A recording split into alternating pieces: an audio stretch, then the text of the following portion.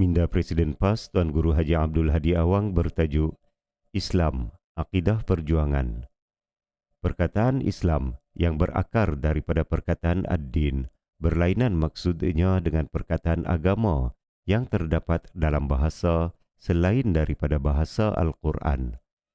Bahkan, perkataan ideologi juga tidak memenuhi makna Islam yang sempurna. Islam ialah akidah perjuangan bagi penganutnya yang setia. Hal ini sangat berbeza dengan perjuangan yang berprinsipkan ideologi, kerana perbezaan akidah Islam yang bercirikan Rabbani, yakni ketuhanan Allah yang Maha Esa, dan ideologi pula bersifat wada'i insani, yakni ciptaan akal manusia. Perkataan akidah yang bererti simpulan atau ikatan yang kukuh dan tidak boleh dirungkaikan. Perkara ini adalah berdalil kepada firman Allah Subhanahu wa taala yang bermaksud tidak ada paksaan untuk memasuki ad-din Islam, kerana sesungguhnya telah nyata kebenaran Islam dari kesesatan kufur.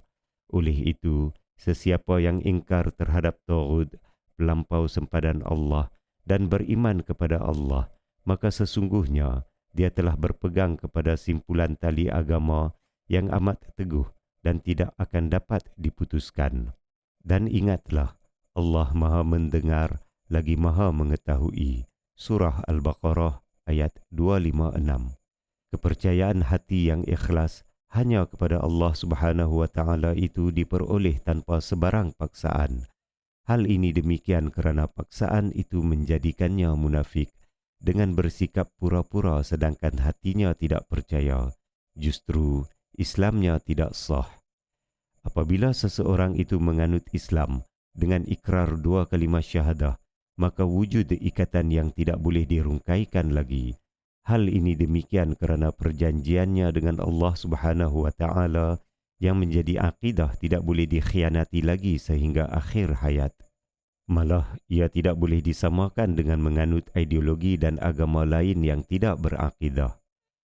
Akidah ini menjadi suatu perjuangan yang dilakukan oleh para rasul yang dilantik oleh Allah Subhanahu wa taala kepada kaum dan bangsanya pada zaman masing-masing. Kerasulan ini berakhir dengan Nabi Muhammad sallallahu alaihi wasallam diutuskan kepada seluruh manusia pada akhir zaman juga berprinsipkan akidah tersebut.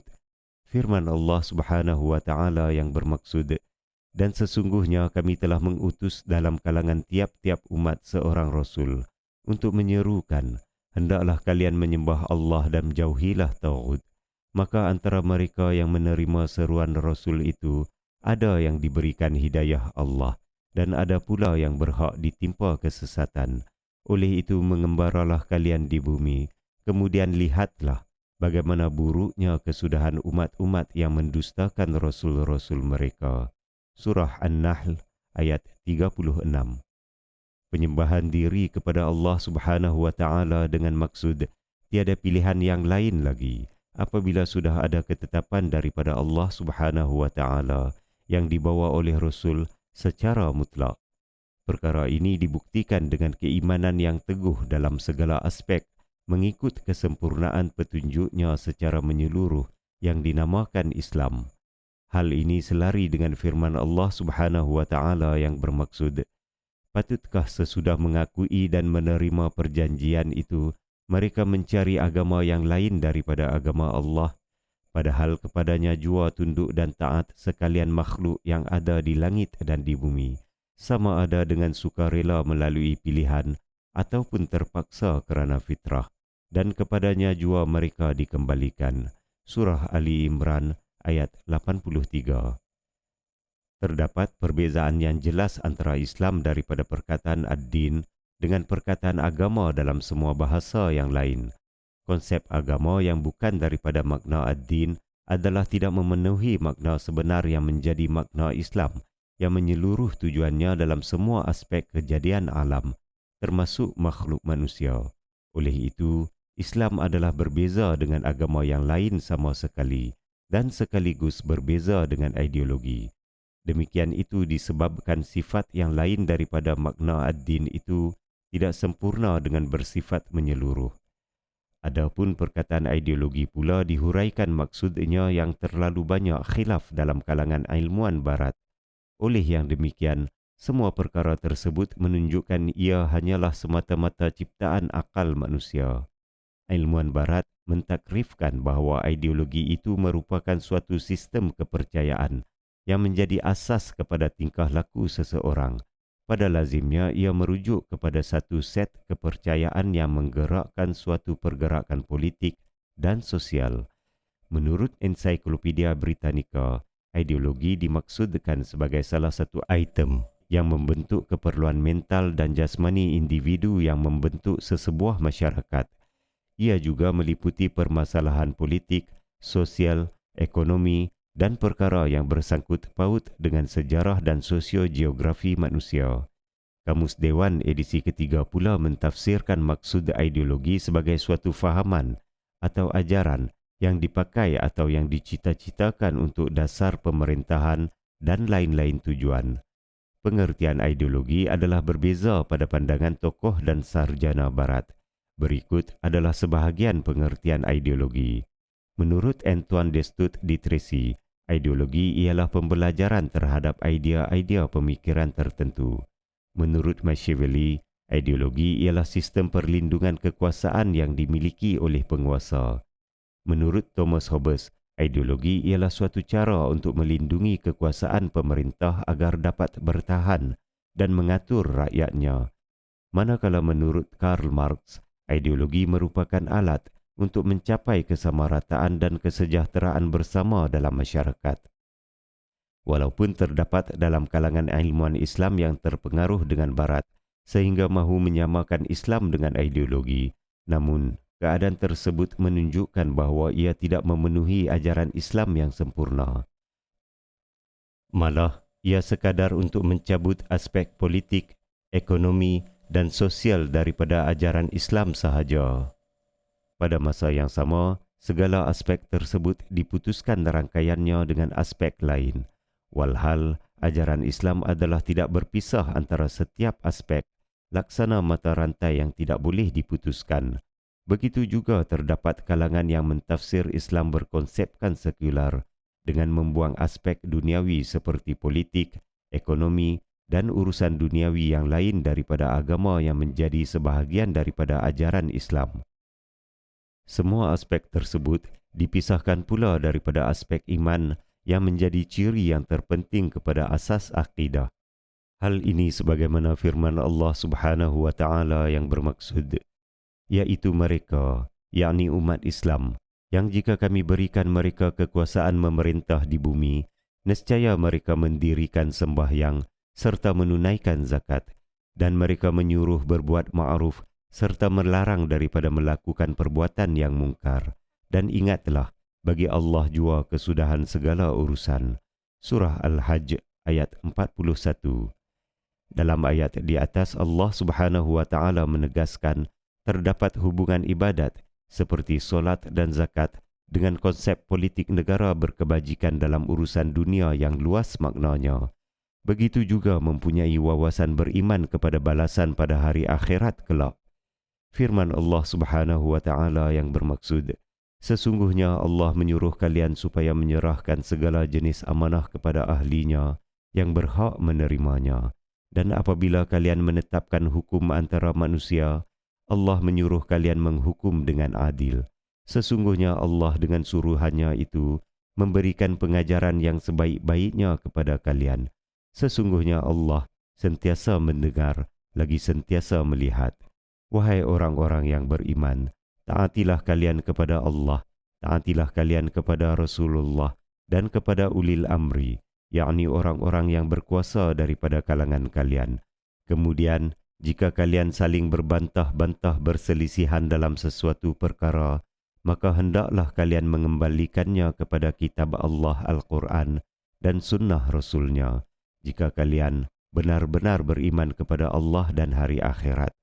Oleh yang demikian, perkara itu adalah lebih baik bagi kalian dan lebih elok pula kesudahannya.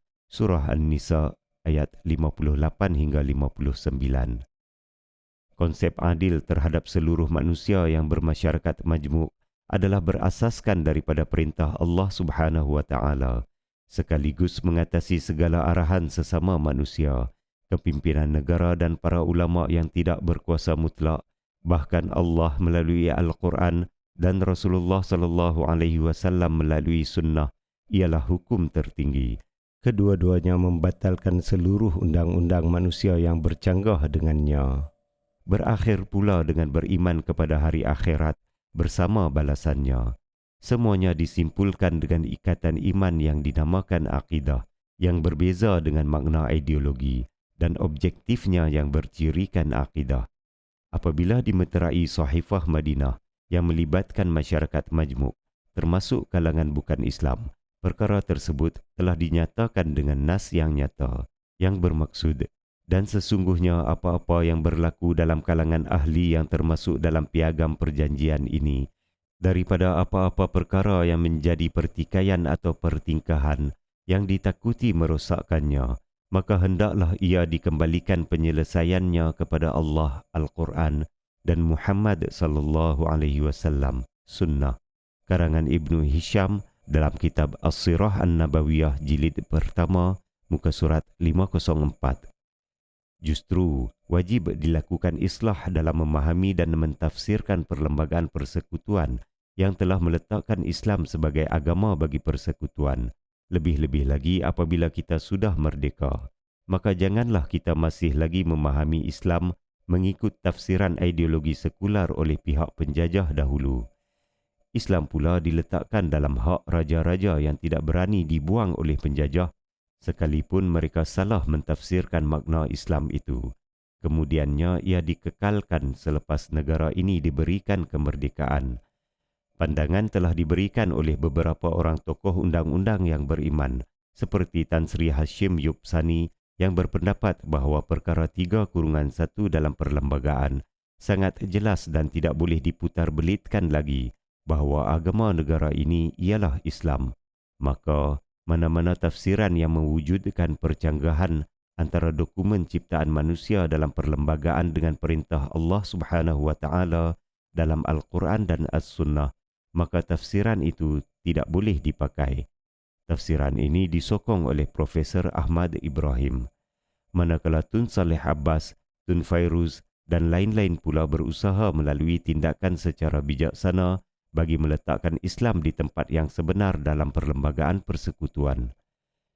Suatu realiti yang perlu dikenal pasti oleh ramai orang adalah kita sedia maklum bahawa kedudukan perlembagaan persekutuan sebagai perlembagaan yang tertinggi di Malaysia, acuannya pula mempunyai unsur-unsur keislaman. Memang tidak disebutkan Al-Quran dan As-Sunnah sebagai sumber hukum tertinggi di Malaysia, tetapi agama Islam sebagai agama bagi persekutuan Malaysia juga sebenarnya sudah merangkumi hal yang demikian, atau sekurang-kurangnya memperuntukkan usaha ke arah yang demikian. Islam merupakan agama bagi persekutuan, tetapi agama lain masih lagi boleh diamalkan di mana-mana bahagian persekutuan sebagaimana yang dinyatakan dalam perkara 3/1. Mengapa kuasa agama Islam pula yang disekat dan cuba dihapuskan? Sabda Rasulullah sallallahu alaihi wasallam yang bermaksud, 3 perkara yang ada dalam diri seseorang, nescaya dia masih mengecapi kemanisan iman, iaitu Allah dan Rasul paling dikasihi lebih daripada yang lain. Kasihnya kepada seseorang ikhlas kerana Allah dan terlalu benci untuk kembali menjadi kufur, menyeleweng daripada Islam setelah Allah menyelamatkannya daripada terus berada dalam kekufuran, sebagaimana ia benci jika dilempar ke dalam api. Riwayat Al-Bukhari 16 dan Muslim 43. Hadis di atas menepati firman Allah Subhanahu wa taala yang bermaksud, dan tidaklah patut bagi orang-orang yang beriman, lelaki dan perempuan, apabila Allah dan Rasul-Nya telah menetapkan suatu ketetapan, dan tidaklah harus mereka mempunyai hak memilih ketetapan sendiri yang lain mengenai urusan mereka. Dan sesiapa yang menderhaka kepada Allah dan Rasul-Nya, maka sesungguhnya dirinya telah tersesat dengan kesesatan yang nyata. Surah Al-Ahzab ayat 36. Pihak bukan Islam tidak berhak campur dalam urusan Islam sehingga melanggar sempadan hak yang telah ditetapkan kepada mereka. Namun, bagi para penganut Islam pula, haram dan berdosa besar, bahkan merosakkan keislamannya apabila mereka terpengaruh dengan pihak bukan Islam. Mutakhir ini terdapat kalangan yang bernama Islam pada bin dan bintinya, tetapi mereka bertindak merobekkan Islam secara terbuka, sehinggakan ia merendahkan kedudukan Islam yang sebenar apabila masih mempertahankan tafsiran sesat penjajah terhadap Islam. Tindakan tersebut adalah menghina Islam, penganutnya, dan raja-raja yang diberikan kewajipan memeliharanya. Firman Allah Subhanahu wa Ta'ala yang bermaksud, dan tidaklah patut bagi orang-orang yang beriman lelaki dan perempuan apabila Allah dan Rasul-Nya telah menetapkan suatu ketetapan, dan tidaklah harus mereka mempunyai hak memilih ketetapan sendiri yang lain mengenai urusan mereka. Dan sesiapa yang menderhaka kepada Allah dan Rasul-Nya, maka sesungguhnya dirinya telah tersesat dengan kesesatan yang nyata. Surah Al-Ahzab ayat 36. Ayat di atas menegaskan hukum fardu ain yang wajib ke atas setiap muslim dan muslimah agar percaya kepada ketinggian hukum Islam yang mengatasi segala hukum yang lain. Hal ini dijelaskan oleh firman Allah Subhanahu wa Ta'ala yang bermaksud, dan kami turunkan kepadamu, wahai Muhammad, kitab Al-Quran dengan membawa kebenaran, untuk membenarkan kitab-kitab suci yang telah diturunkan sebelumnya, dan untuk memelihara serta mengawasinya. Maka jalankanlah hukum antara mereka ahli kitab itu dengan apa yang telah diturunkan oleh Allah kepadamu. Dan janganlah kamu mengikut kehendak hawa nafsu mereka dengan menyeleweng daripada apa yang telah datang kepadamu daripada kebenaran.